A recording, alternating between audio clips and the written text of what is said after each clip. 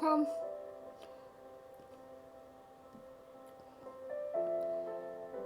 We're coming back here.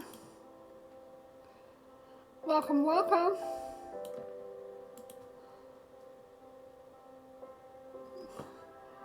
Load.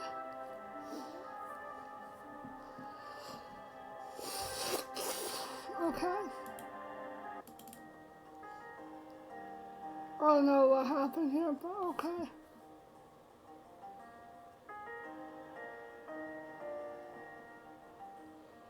Oh, what about you never losing things? Tamara found your paper on the ground. With wrinkled brows, Q shifted his hand to the side of his head so he could stand time at the front strands of his hair, pulling them out fully out straight. I don't know how it's possible. Maybe the Tamarack girl is a sorceress or thief after all.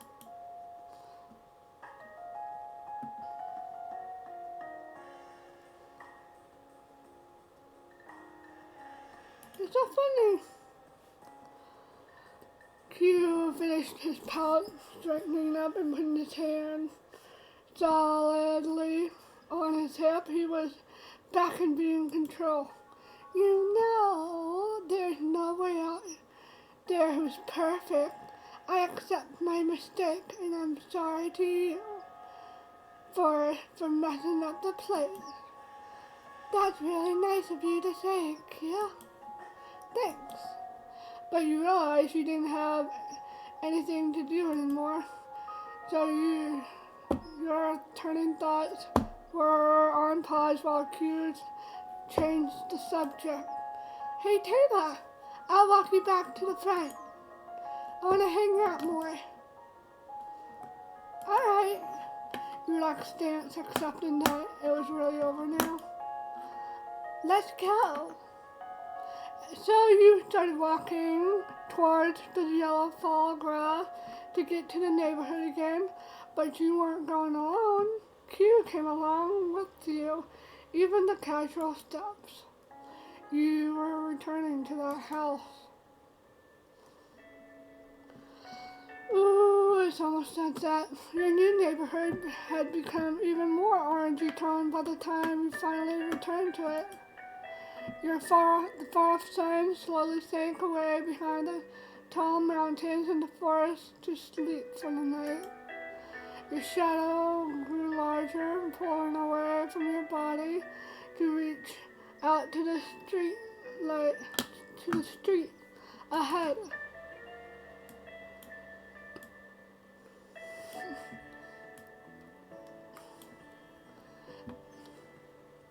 The dark shapes morphed and combined with the others as you walked in your own mismatched rhythm.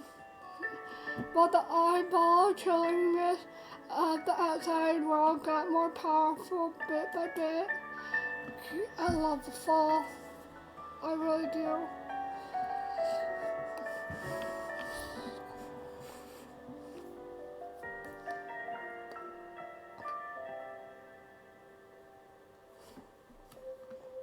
He was next to you and had switched things up so that he was taking large skips backwards, you guessed it. It was to look at you in the face better, or he thought it was just fun. He pointed out sharpest buildings on the street as he went. Part of it looked like almost a tower, a different kind of than the one in the backyard. See? That house from the front. That's the house from the front. It's great. And that's your house, right? The one in the middle? And Granny owned that even further away one. Cool. The sounds of your steps continued to echo through the cul-de-sac until you came to a stop right in the center of the path. You arrived. Okay, this is it. Q pulled an eager grin. We gotta meet up again later. See you. Q flipped around to go back the same way he had come before. He needed to return to the pointy red house with the huge backyard. So this one. Okay. He didn't drop any papers this time. He waited there in front of the house in the dimming light, watching Q go back to his home right on the same street.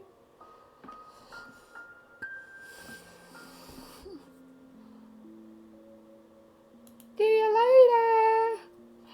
That was everything. The whole outing was done.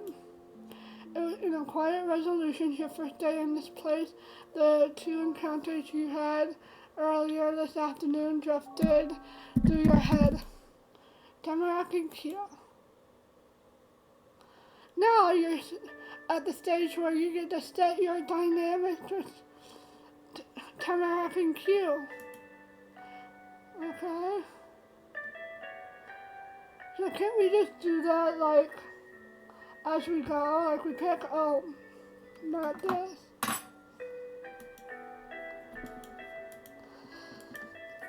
So we get to pick.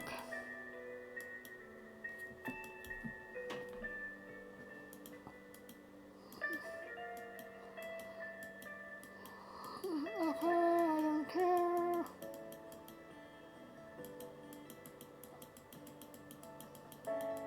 I don't like this tutorial. Stop. I'm not reading all of it.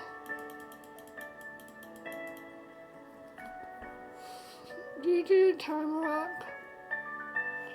Can it just be random?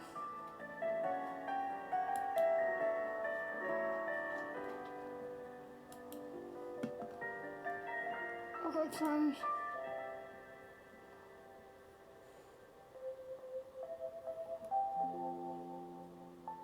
Are we gonna pick?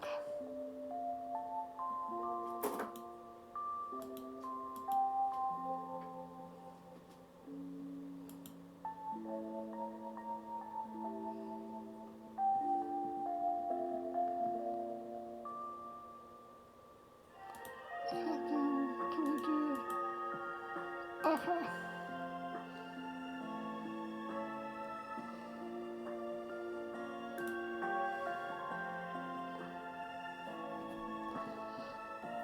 Okay.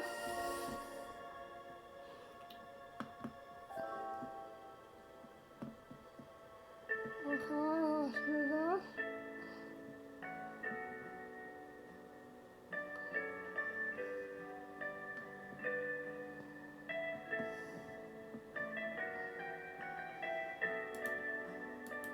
Okay.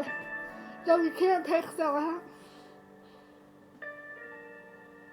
Done. Oh wait, we need one more.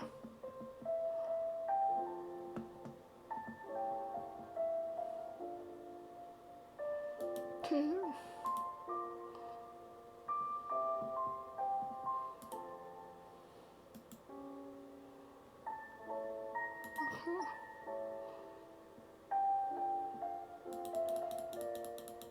Okay, so what do we do?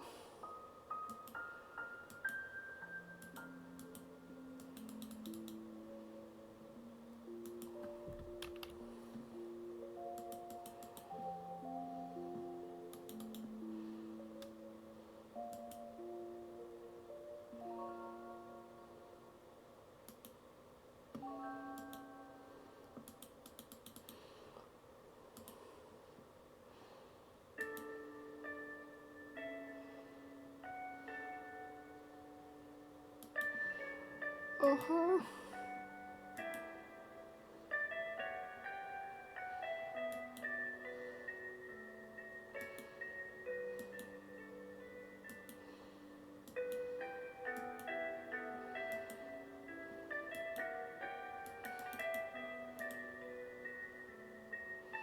Oh, we pick from one of these two.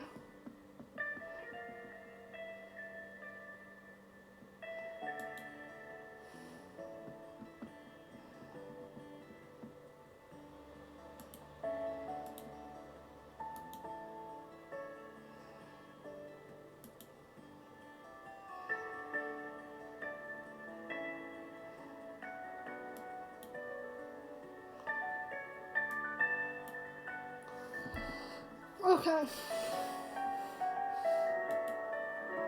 Oh, we can like change it later. That's what they said. There were some things were so different for you from the morning, just when you left and went on a drive to move. Before then, you never went to Golden Grove. You've seen it on pictures, haven't known anybody who was local there. But here you were, a person living in the town and was friends with the neighbors on both sides of your houses. Were you friends? You thought so. Taylor, is that you? Your mom called from the fence there. Coming! You bounded forward and passed through the gate. Mama left the porch and was there to meet you. Thank you for coming back. I'm sure you are having an exciting time out there.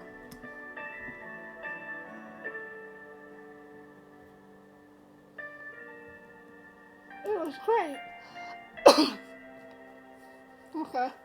I'm so glad to hear that.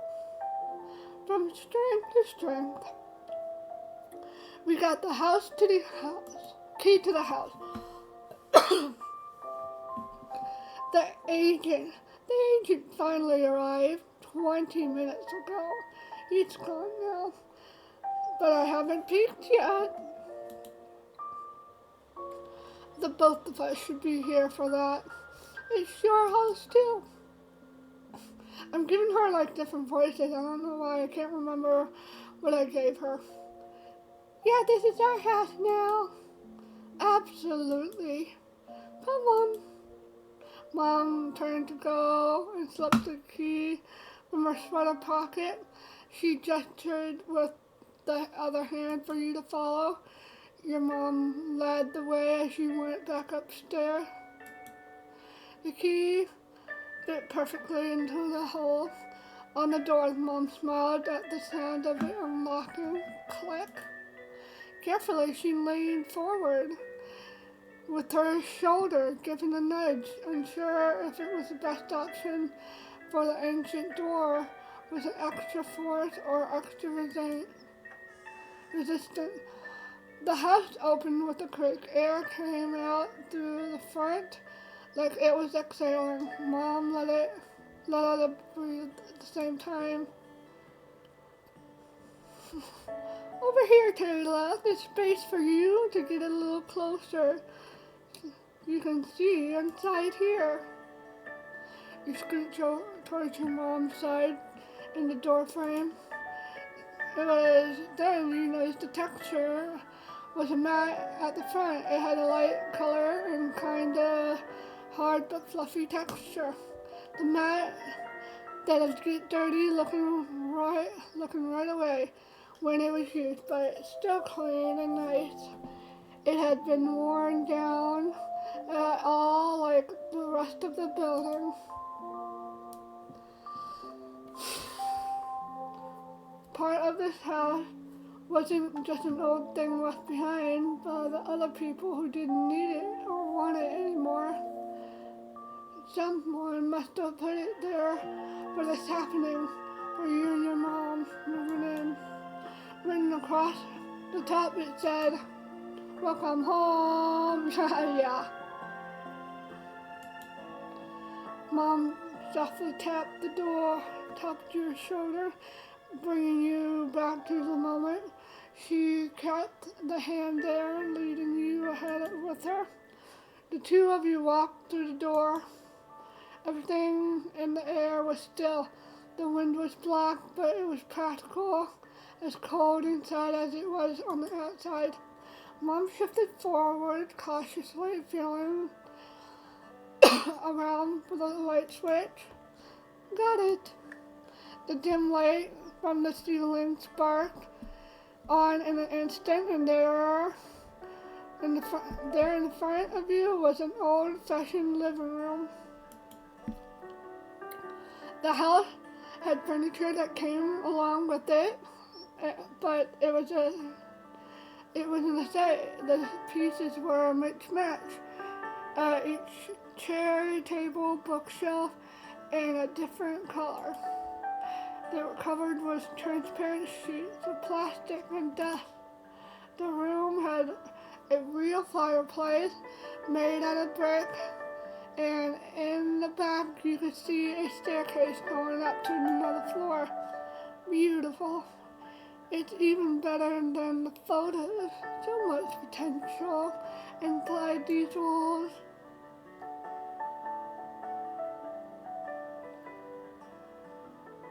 It was the worst house ever.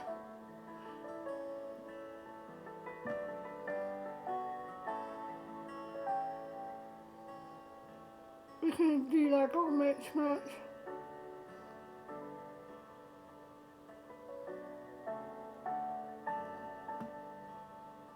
This house is so awesome, haunted. It just had that luck. Where else would the ghost live but right here? Your mom touched the tip of her finger to the muted blue paint next to her. We'll have to clean as much as we can to make it livable before bed. It'll be a long night. We can pack more of our things tomorrow, though I'll be doing as much as on my own. You're going to be busy. Mom increased the pitch of her voice, squinting her eyes sweetly. After all, it's the first day of fifth grade.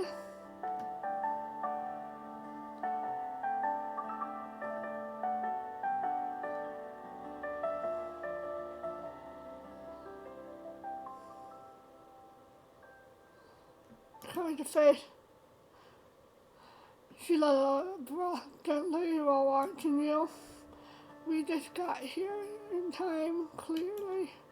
Her eyes drifted closed in the crease in her brows. She seemed further away without having gone anywhere.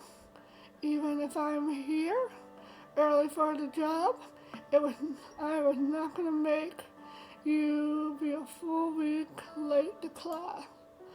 Being new in a town like this is already going to make you the point of attention. You can tell if she thought that was a good thing or a bad thing by her tone. But Mom didn't say anything more than that.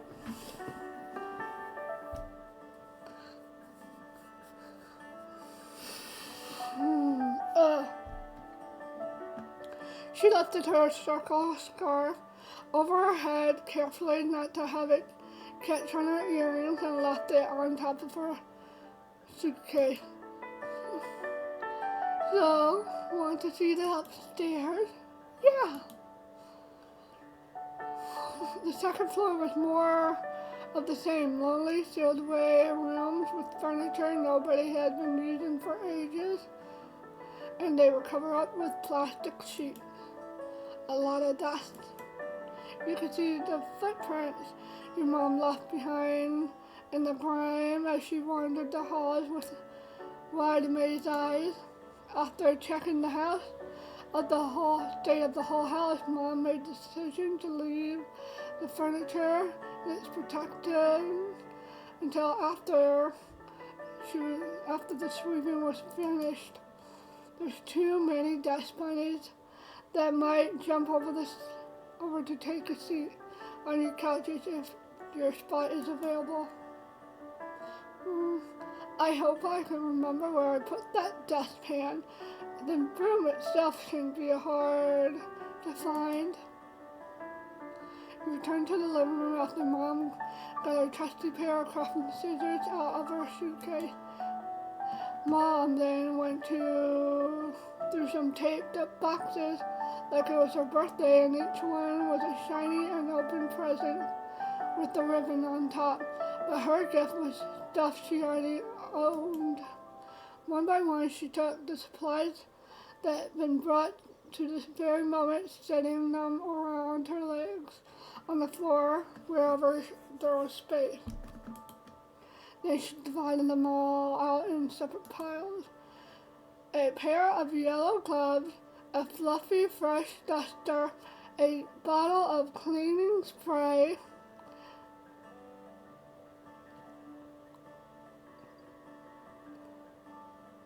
full of roll, paper towels,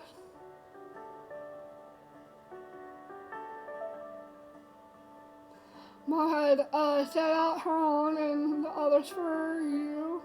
You were going to need them. There was one broom and dustpan, and that she did successfully fine. You were going to take turns using that. The first move and now make the house a place where people can actually live in. Plan was yanking open streaky doors to get the airflow. Though before even that, you had to get the locks on the window themselves to come loose. You dug your fingers in between the base of the window frame and latch pressed against it, forcing it to move against its will. You clicked, the lock clicked into place on the opposite side. You shoved the window up with both hands. Your gloves were already patched with filth. The icy breeze that flowed from the outside was a lot more welcoming at this point. You got a good look at the neighbor's hood while you were catching your breath.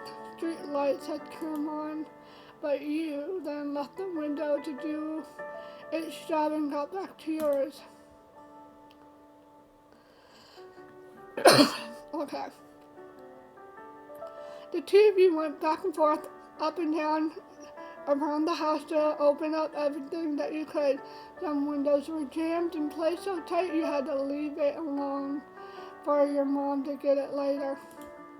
The next point on the list, somehow scrubbed down all the floors, walls, counters, and every inch of the space where the dust could settle, which was every inch of the entire house. You picked a spot and gave it a sweep with the fuzzy head of the duster. Nice line of a clear wood followed behind your motion. The pattern continued for a while, and whenever dust layers was gone from a spot, you go over again with the cleaning spray ready to make it shine. Your mom was able to track down and turn on the heater. Not that you could tell the difference with all the windows wide open. Eventually, you had a short dinner break with your mom standing around in the kitchen together with the two of you as dusty as the rest of the house. It was packed meals from the car. Simple sandwiches, fruit with thin peels that wouldn't get smashed on the drive, little bags, granola, pretzels, and juice boxes. There was no groceries. The rickety fridge was off and totally empty when you checked.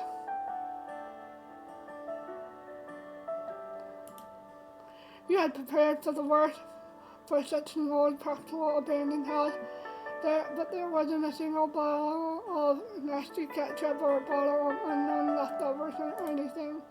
The trash from your food was dumped into a giant black garbage bag that you've been throwing piles of gray-stained paper towels, wad squished together, taped in for the whole night. Somehow the bag was getting full, even it was big enough to fit your whole body inside. It was the mark of how much work you really done. Just looking at the house you made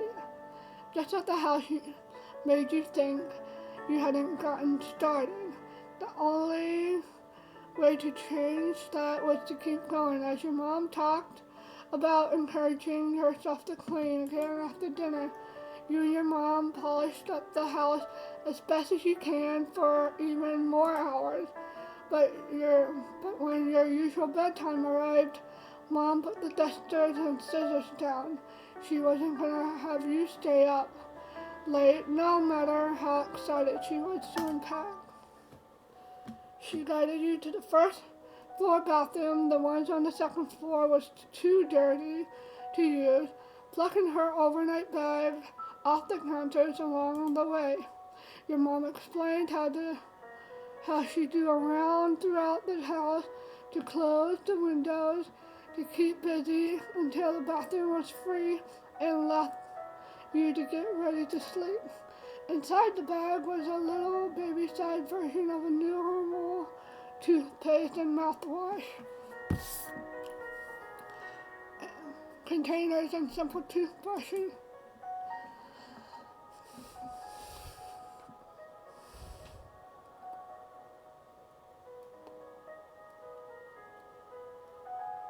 All you had for pajamas that night was a green long-sleeved shirt with matching pants.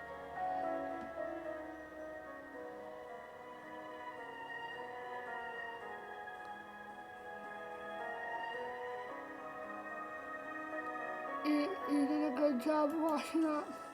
After how dirty you gotten, it was satisfying to get clean. You kept your headband on, then you changed into your PJs and let your mom have her turn while she was away. Okay, what did I take out?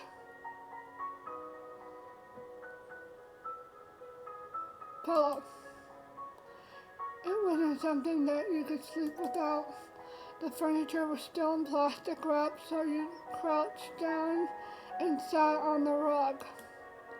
Mom returned in only a couple minutes wearing her purple pajamas, and she also had sleeping bags tucked under each arm. She shifted one forward to hold against the floor of her chest and dropped the other onto the floor. It landed with a pop. That'll be mine, your mom noted while trying to untie the band that kept the sleeping bags together in a roll.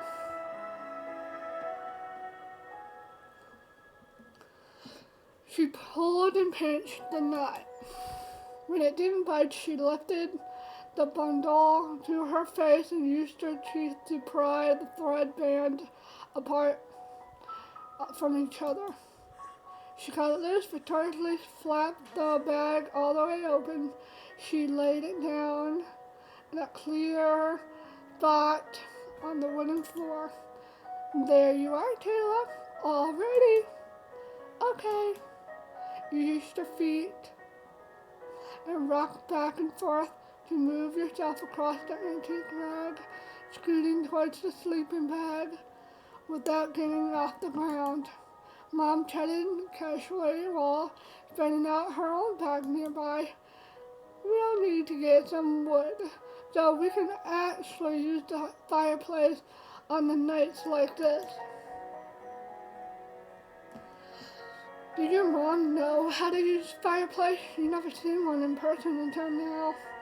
So far, you've never seen one that had a fire in it. Luckily, the house was warm and cozy even without that, since the windows stopped letting the chill in, the heater worked. That was sort of a surprise to you. Mom soon settled down on the center of the temporary bed. She sat cross-legged with her back solitary straight. Her hands came to rest on top of her knees, and she made direct eye contact with you. Thank you for the help with the house today. It'll be home before you know it at this rate. I worked really hard while stretching. I agree with that. She slouched her shoulder, easing away some of her stiffness.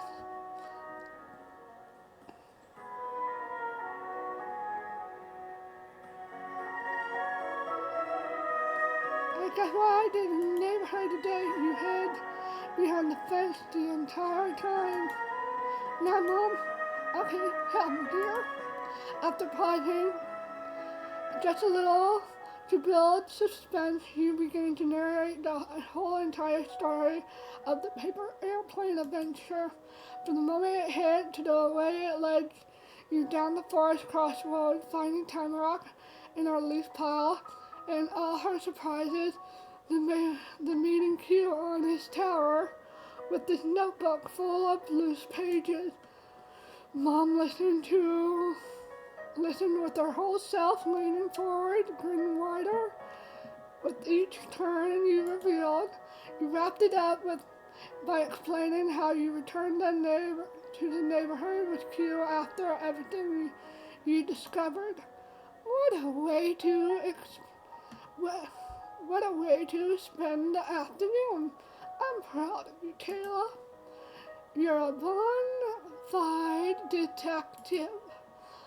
I had no idea you'd gotten into such a winding journey. You kicked your legs up and down in your sleeping bag, very pleased at her reaction. It was a fun story to tell. Somehow, the events of today felt like they were a long time ago, or that they happened to someone and you just heard about it. It had been real. The paper plane hit your shoulder. You held the note in your hands.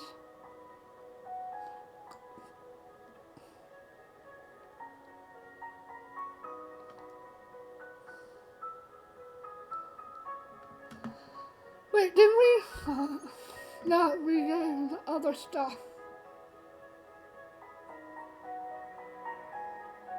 You were saving that to give back to Q. It was his note. You wanted to return it to him. With all your topics done, Mom softly spoke up to her share her own thoughts with you. It's odd imagining this entire building collecting dust for all this time, isn't it? No one wanted to live here. No renters, not the man who owned it. But it's a charming house. It's haunted. It's got some dark history to it. Yeah, it is. How did we even get to have something like this? Mom pinched her lip together in consideration. Then she kept talking. There aren't a lot of opportunities out in these woods, I suppose. At my company, the retiring of the former HR manager was the first big position I ever heard of in this area. And even that didn't open up for people already living in the town. I was asked to relocate to take the position.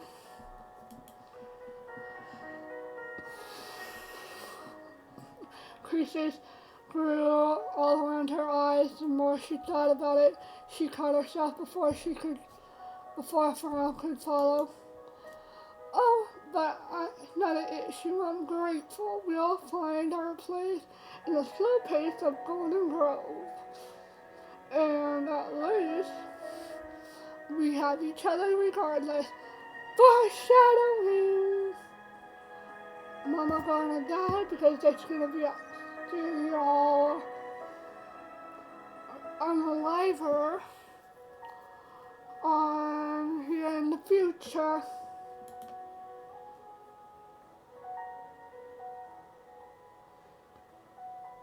It's great we have each other to talk about.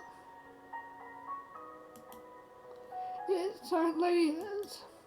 Then your mom stretched her legs out fully across her sleeping bag, wiggling her toes inside the black socks she had on. See, Mom right here on the floor with you were cool. It was cool. You didn't hang out together during bedtime like this most nights. It was special. You've thought about it when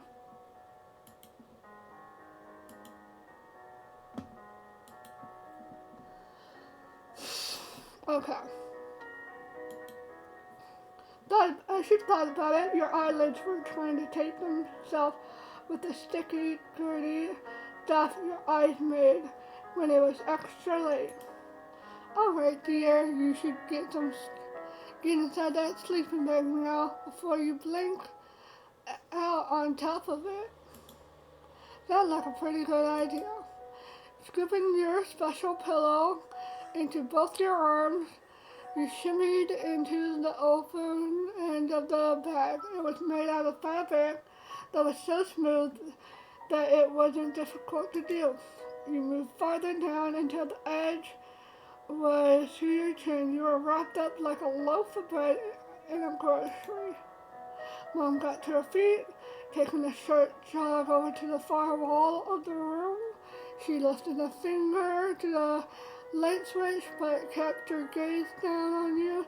The expression on her face was gentle. Good night, Taylor.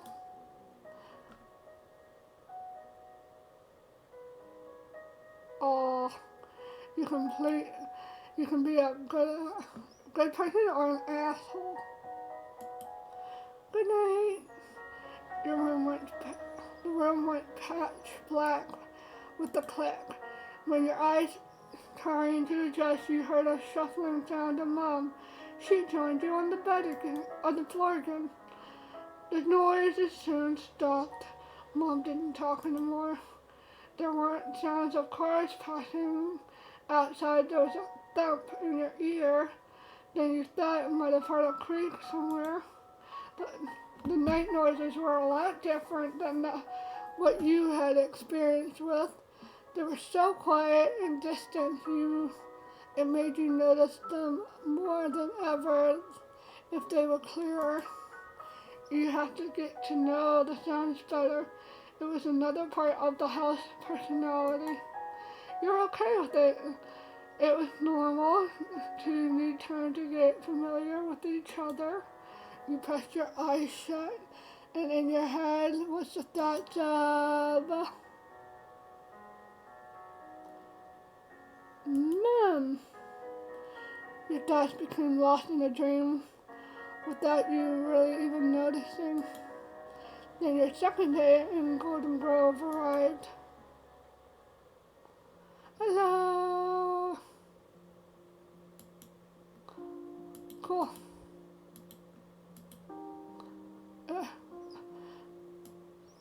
I'm gonna pick my outfit. Okay, have fun. Underlayer. Okay. Have we made it? No.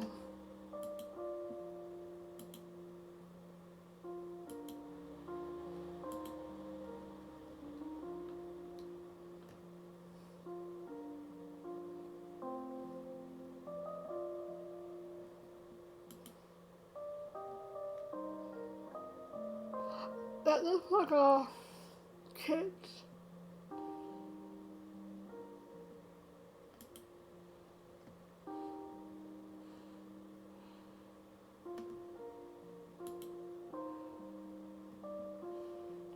I like that.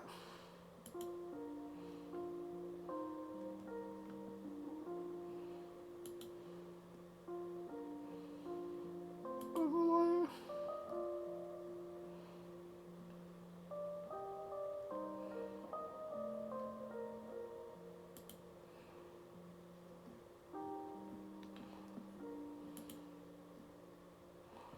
Okay.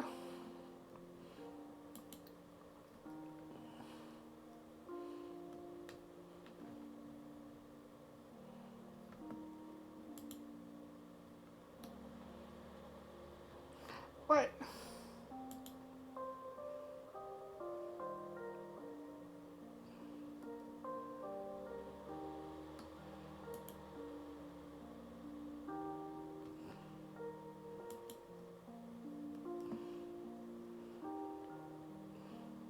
Okay.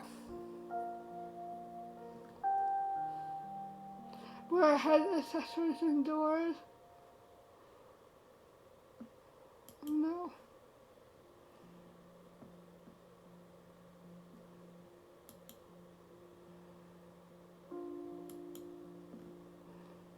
Okay. But on your second day, had only arrived. Only one corner of the world outside the window had any sunlight. The rest was all shadow. The lights had to be turned on for you to see your own hand.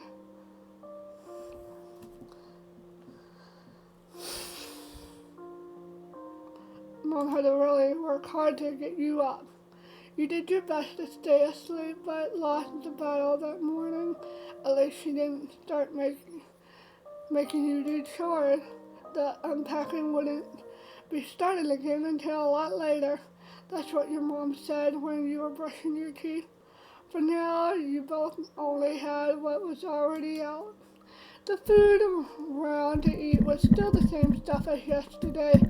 It was what you had for breakfast already, and you could see your mom packing it into a brown paper bag for lunch, too. That was the last of the preparations she had you do for school. You were pretty sure your mom wanted you to be the first one to get your supplies for the day together. She put stacks of paper, notebook, your pencil case, a ruler, and more into your backpack. Mom has kept the pack on the middle of the seat of the car to make sure it would be right there when it was time to use it for class. If it had gone missing, maybe you wouldn't have to carry your own school stuff in a cardboard box. But the same way you had to bring everything you owned to this house in a place in a big box. You watched her from the comfy spot of your sleeping bag. You had already gotten dressed for the day, but that didn't mean you could sit in bed again. There wasn't anywhere else to. Then you'd be leaving the new house and the neighborhood and all parts of Golden Grove you've gotten to see so far. Next stop into the unknown was North Acres Elementary School. Okay, so this must be taking around, hold on.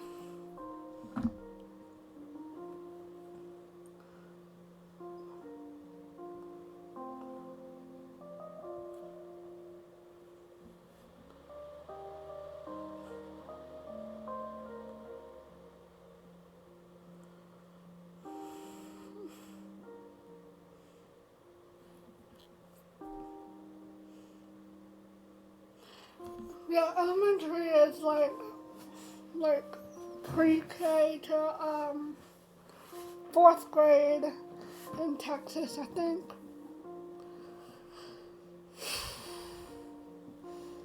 So you kind of wonder why your mom was bothering with making you bring so many things. None of the stuff in the backpack would prepare you for that. But the school thoughts were shaken out of your head when a muffling thumping sound filled the air. Mom slowly lowered her full hands down to the counter, and at the same time her head and eyebrows went up. Guest already at this house? Your mom left her lunch incomplete on the tabletop and went to investigate the knocking.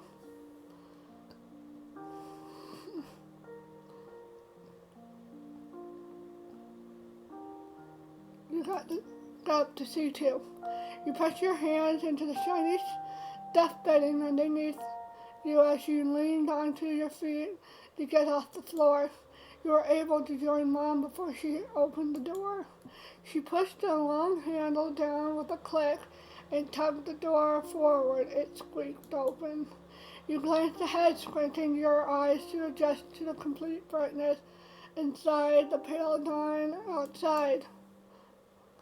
Standing tall on the welcome mat, seems totally at your home, was the new friend you met today before, Mr. Cullen. Though he said it was also called Autumn.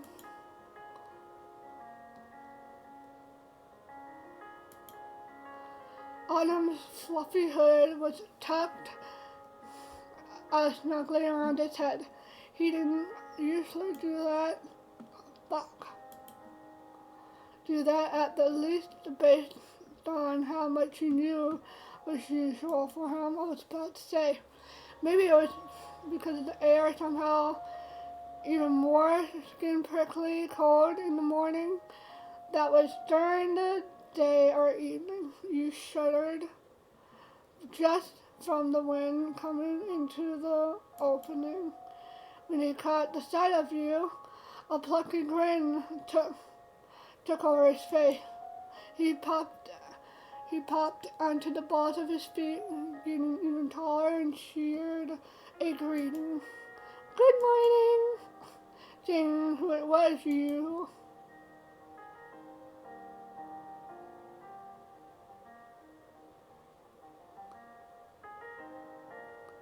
And plays together.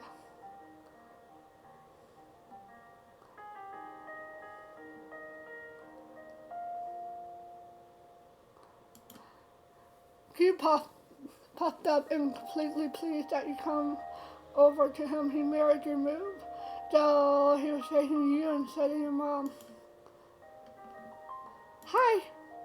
Q stayed put in the new place he took, but angled his head up over to give focus to your mom. I'm Mr. Keelan. I'm your neighbor, and the same age as Miss Taylor Sweet. The two of us met yesterday. Ah, yes, I've heard. I've been anticipating getting to meet you. And those feelings were well placed. You're so polite. You straightened out the line of his bandana with both hands, giggling cheaply as he made direct eye contact with you. Well, if somebody had been talking about me, I hope it was a good stuff. Now, I should introduce myself as well. I'm Miss Sweet, Taylor's mother. It's nice to meet you. May I talk to Speedly? With Taylor and Sweet, there's something I wanted to talk to her about. Thoughtfully, your mom glance drifted down to you without looking back at him. Your mom replied, that would be fine. I'll finish getting your bags ready, Taylor. You two can chat. Q claps his hands together firmly. Thank you very much. Mom let a constant smile rest on her face as she walked back inside the house, leaving you alone with Q. You looked back eagerly, and it was only in the mornings, and something good was already happening. What do you want to say? Adam didn't beat around the bush. With you, he probably didn't with anyone. He came right out with what he had in mind. Want to walk to school together? It's first day. He squared up his shoulder and held out his hand, counting off the points on his finger. We're going to the same place, the same grade. There's a good chance we'll even be in the same class. Going together would make everything so easy.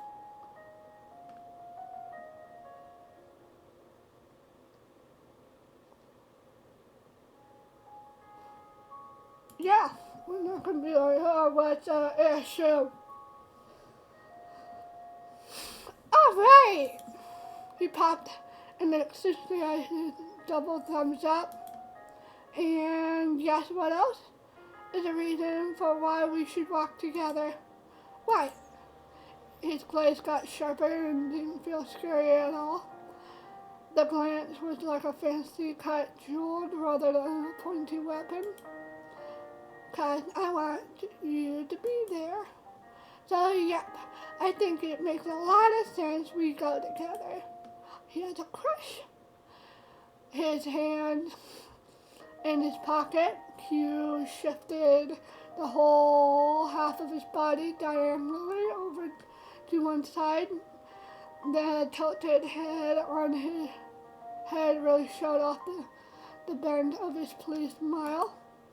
Oh, he flung an arm back out, arched finger across the air in front of both of your faces.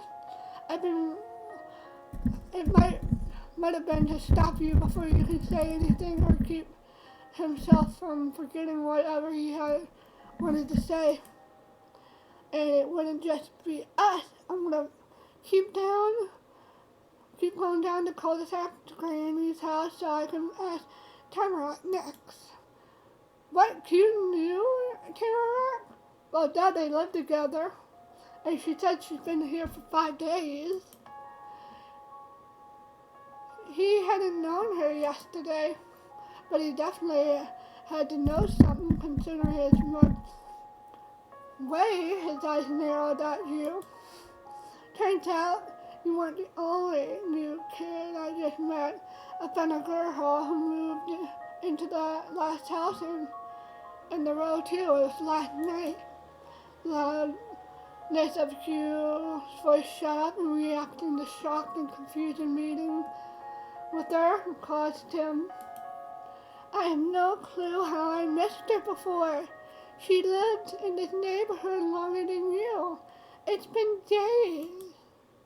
His head and arm drooped as Autumn hopped in defeat. It was quiet for a few seconds before he could spring right back to life with the very next thing he had to say. He felt like I wanted again. Though anyway, you don't need to tell me about what else happened. I heard the story with what she did with my paper.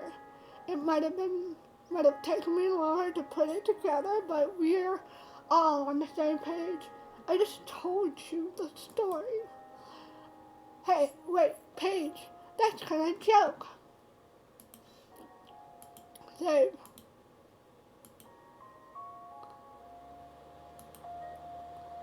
You talk about Q's kind of joke and him in general. He's always made things fun somehow. So that's it. What do you think about all three of us walking together? It's a good plan, right?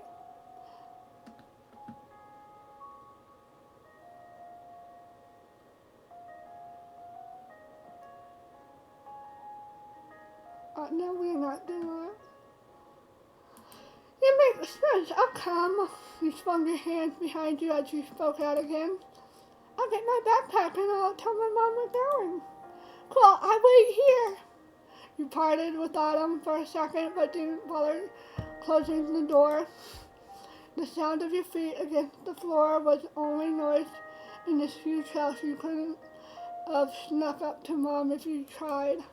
Each step you took brought you closer, and it made the smile on her face grow larger, but she didn't get distracted from her job. Her gaze stayed stuck on the counter. Mom placed one more paper into your backpack, snapped the paper clasp on the top flap closed. With that secured, she promptly picked up the bag by the loop handle. She lowered herself down to your height. Hey, stop that! By bending her knees low, she offered the backpack over to you. Exceptional timing, dear. Here you go. You're set to go. It was nice and light when you took the pack from her. This one lad, soon you would have actual school blocks to bring around with you. What happened to our guest? Did he leave? You answered the question while looping one arm after the other into the wide opening of your backpack strap. He's still out there. He wants me to walk to school with him. Can I go? You shifted your grips to the dangly ends of your armbands, then gave him a swift tug to tighten the straps, fully secured the bag against you. He came over to ask you that. Talk about convenience. The young Mr. Lindo must know all the way far better than I do. You certainly can walk together. That was exactly what you thought she'd say. You could count on her to understand. As she smiled, her face lit up softly like an early morning sunshine outside. Mom pinched the tip of your cheek between her thumb and pointy finger. Enjoy your first day. There's only one of them per year.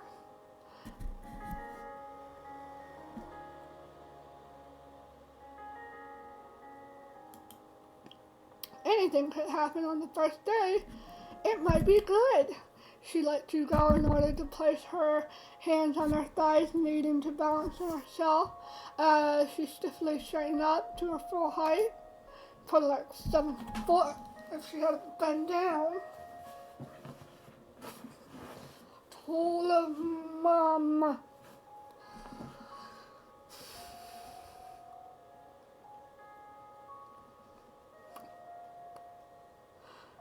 Your mom folded her arms proudly, watching you leap for the day you were going ahead without her. Through the open door, you could see Autumn waiting patiently on your porch. Still, he turned his back to the house instead, looking around the neighborhood. You came to the side that caught his attention, but his gaze didn't go to yours. It went back to your backpack you had on. Adam grinned hopefully. I told Mom it was okay. He smacked his hands together enthusiastically. All right, time to go. You know, Ted, it's been forever since I've gotten to walk to school with a friend. You perked your ears, going super alert. You said you were friends. You thought you were, but it was totally different to have him talk about it just like that. I'm glad we're friends. He grinned ear to ear. Autumn was full of certainty. Stay with me. You easily swiveled all through the way around his heel. He firmly planted his feet into the floorboard of the porch to close out of his move. He comfortably strode forward and leaped over the little steps to get on to the ground. Autumn had places to be and nothing was going to stand in his way. Happily, you went along with them, down the stone path, past the fence, and onto the neighbor's sidewalk. It took less than a minute to go around the bendy curve of your neighborhood that led to the least pointy, least colorful home in the street. Tamara's house, also her Omi and Opa's house. You wandered right into the uncharted territory of their territory. Choice.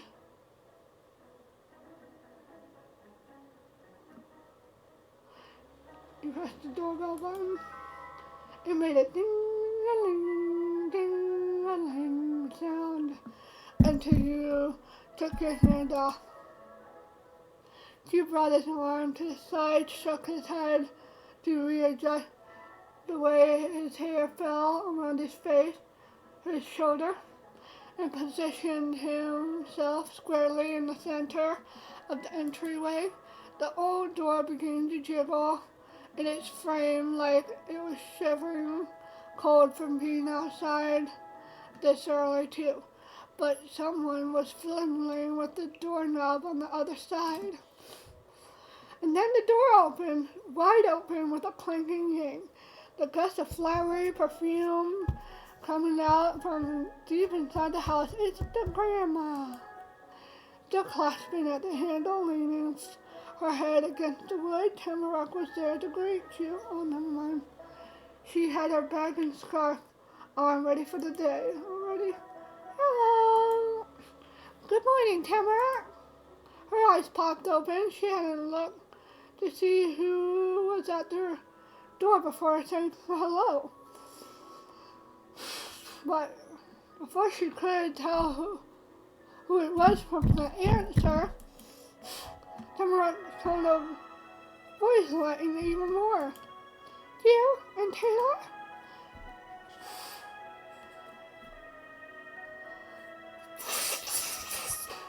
Oh no. She used her name, and not your nickname like Autumn had. Maybe she would use it later. Or maybe she forgot. Tamara kept talking without giving a reason why she called you that. You're both here? Hi. That's right, we came to ask you if you want to go to school with us. You follow your invitation with a nod. We're all going that way. It'd be cool to walk as a group. She blinked rapidly many times in a row in the soft pink light. Her eyelashes looked almost shimmery dragonfly wings. Well, okay, I want to come. She twisted almost the whole way around, turning back to you. You could barely glimpse the darkness all behind her. Tamarack then leaned over, bending her knees, and powerful shouted into the depths of the gray house. I'm going to school now. Her high-pitched call echoed through the house. Have a good day, young lady. Tamarack topped forward, and it was small, but it was all it took to go from her being in her house to being outside the world. She tugged the doorknob with her to slam the door shut. I'm ready. The quickness of all that was too much, and Q needed a second to catch up with her. But when he did, he chuckled. Perfect. Are they going to be a couple when they grow up? Who knows?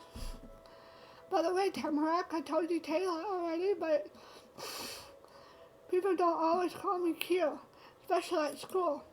I got a nickname. It's Autumn. Oh, okay. I like Q.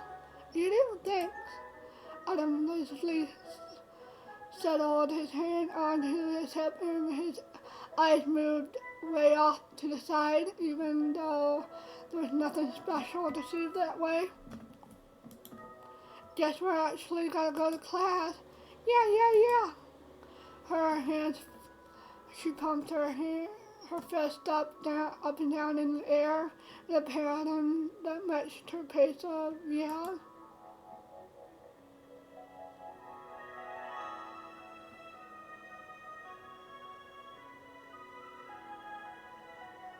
No, we're not gonna be that way. First day. Here we go. Yeah. All clustered together, you and Q and Tamarack trampled off to the white wooden porch. Full set of the cul-de-sac kids hit the road together. The first part of school trip wasn't hard. There was only one way out of your neighborhood unless someone hiked out into wherever the woods went. It would be a nightmare if you had to go that way to get places. Your actual path forward had you brushed past the forest fork that originally led you to meeting Q and Tamarack, but you weren't stuck with the same limits before. This morning you moved to the right on by without even stopping to check what must be hidden back there. Now you traveled even further. The woods crowded in closer and closer around this one road that led out, until suddenly the structures began to appear in between the bushes. The thick overhang of the leaves pulled apart to show the sky. The world unfolded ahead of you. The sunshine climbed the mountains to just barely tickle your cheeks, while the stars still clustered against your back. You were right in the center of a windy mountain path. It flowed over to the unproven town, uneven ground, planting every small bump and bend like a black river. Along the street, huge wooden poles rose the sky in a row that reveled the trees, stretching phone lines and reaching the branch wove the whole town together. Even though Golden Grove was a lived-in place with man-made things, the best of the wilderness was as much of a neighbor to the residents as their real people neighborhood or neighbors. Tamarack trampled over grass, swishing her arms, full length swing in the full of her. She didn't get anywhere near the tarmac. Each shot was a lot easier. He took it, the spot in the line closest to the road, and didn't even check for cars. His eyes aimed at the now viewable sky. You end up somewhere in between them. If Tamarack was a swoosh and Q was a breeze, you were a whirlwind. You rushed about, twisting the angle of your head and taking in everything new that surrounded you. All that air went out the window when Q started to move in his hands around even more than Tamarack. He faintly stuck his fingers in and out of each pocket while poking his tongue out at the corner of his mouth. You and Tamarack just watched as he tugged his jacket pants while walking. The two of you probably shared the same exact thought. He was looking for his notebook or paper or something. Aha! It was paper, but it wasn't his special tan paper. The thing you grabbed was a thick, folded packet of white printer paper that was covered all over with tiny ink words. You could tell what it was. That many papers stapled together with that many little words on them only ever came from one place, school. Hugh held it close to his face. He had his nose completely in what basically looked like a book. For some reason, he started to talk to you in Tamarack. Which room did you get? Bert kept checking. Q peeked over to the pages to look at both of you. Who's your teacher? Tamarack thought hard, but she didn't find an answer in her head. She squished her hand under the flap of her bag without unbuckling it. She had to find her own paper.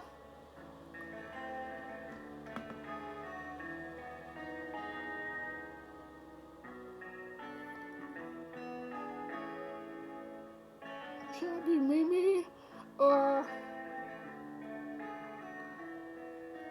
Mom told me, but I forgot. Oh shit. Okay. I'm gonna save.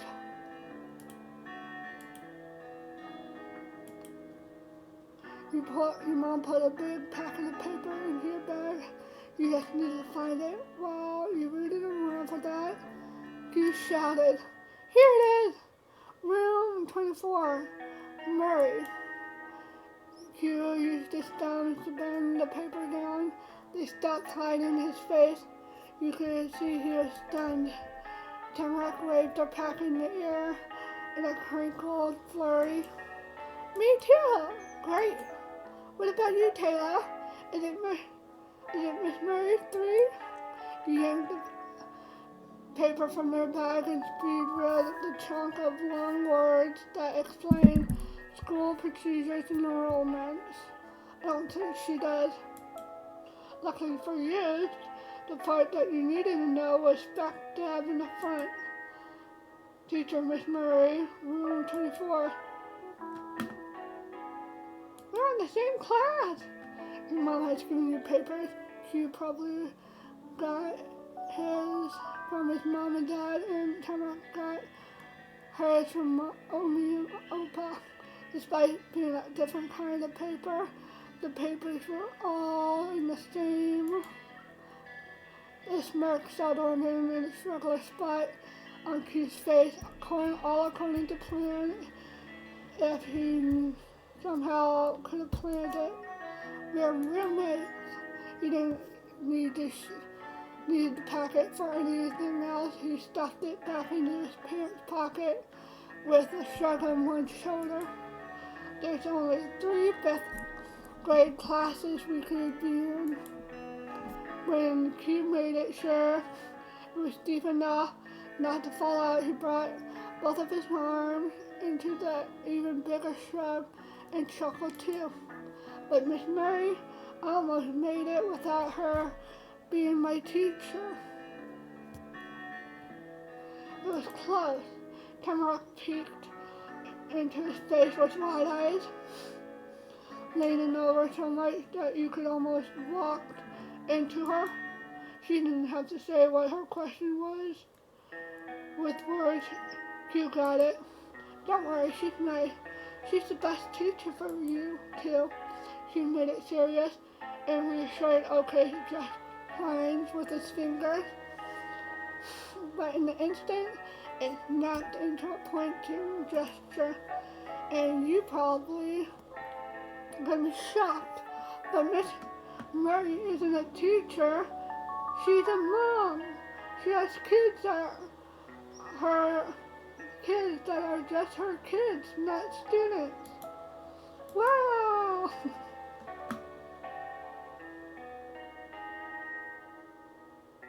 Well, that'd be weird.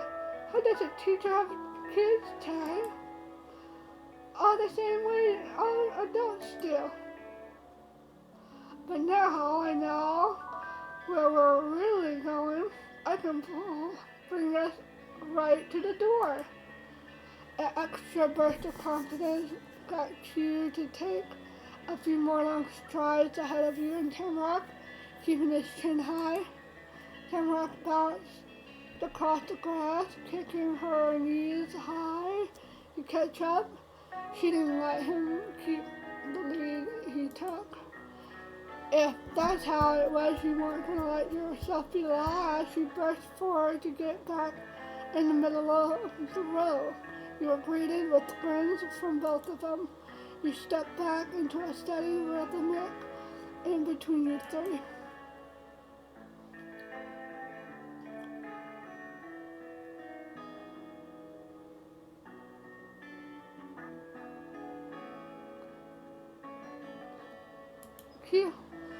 I'm not sure. It was empty for a long time.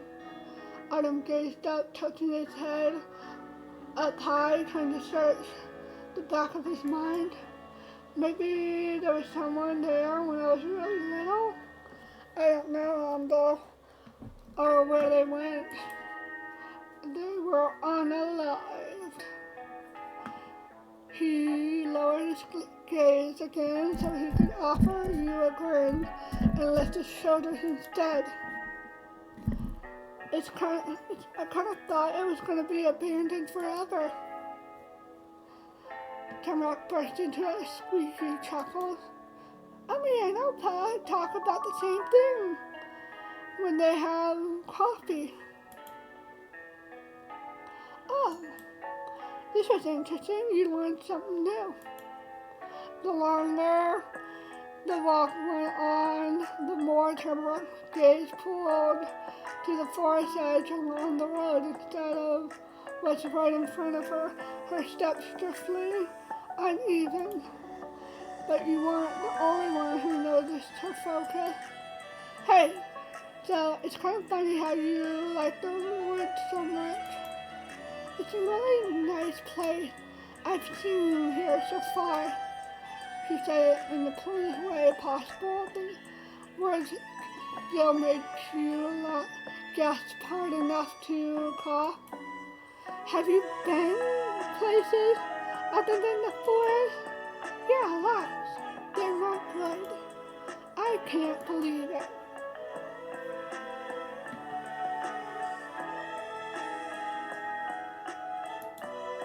Yeah.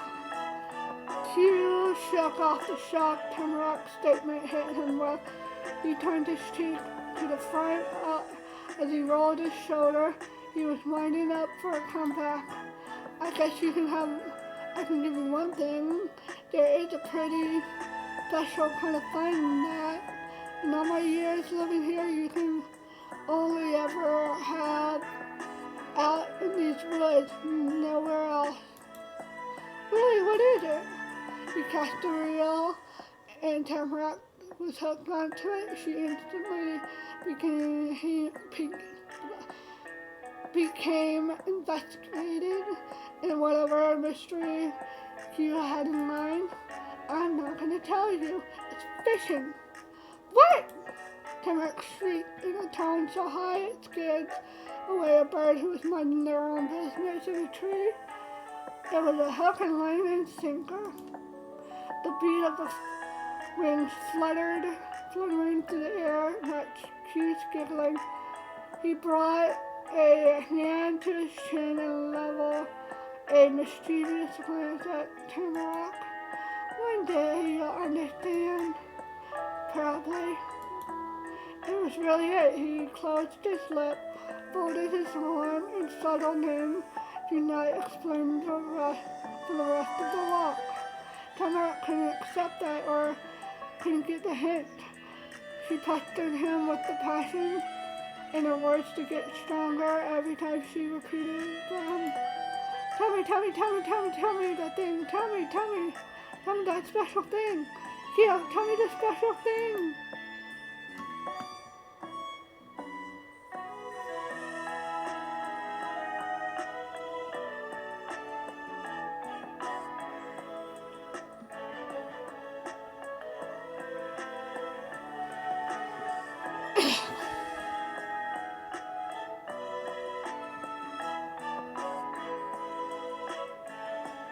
I'm gonna figure out for sure he didn't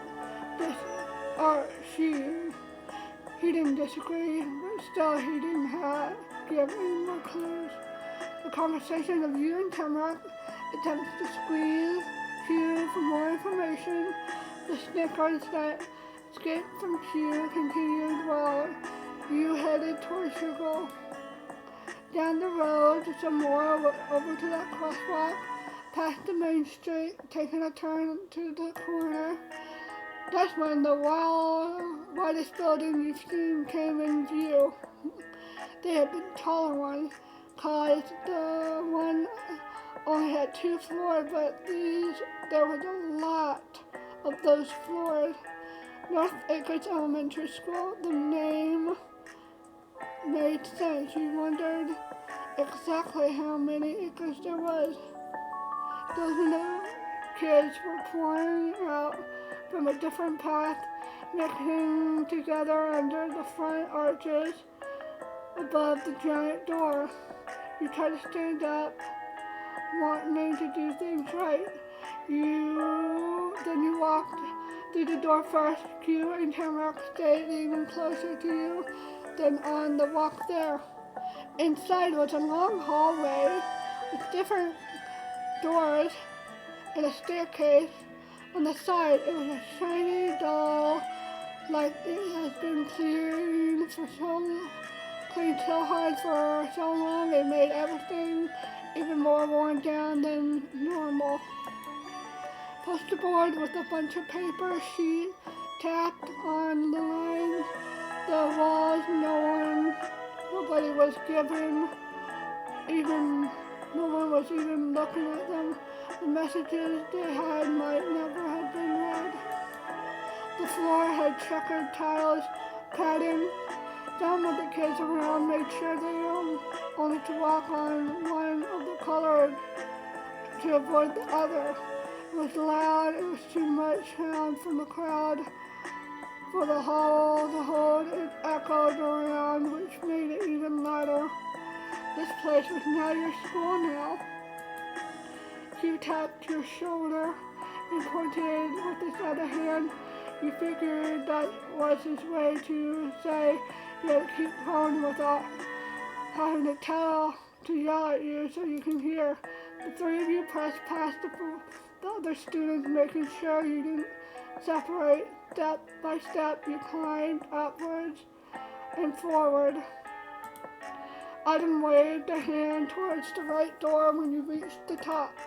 You arrived for the first day of class on time.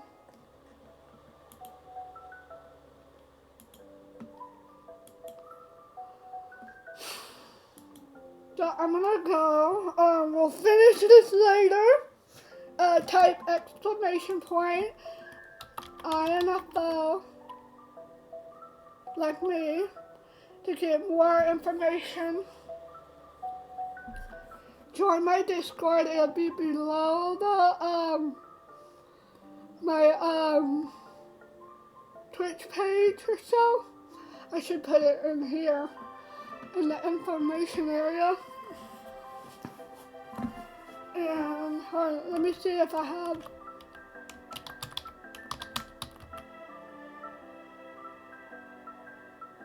I should make that a thing. But thank you guys for watching. I'm gonna save again. Save. So, look nice. Thank you guys for watching. I'm gonna go. Bye.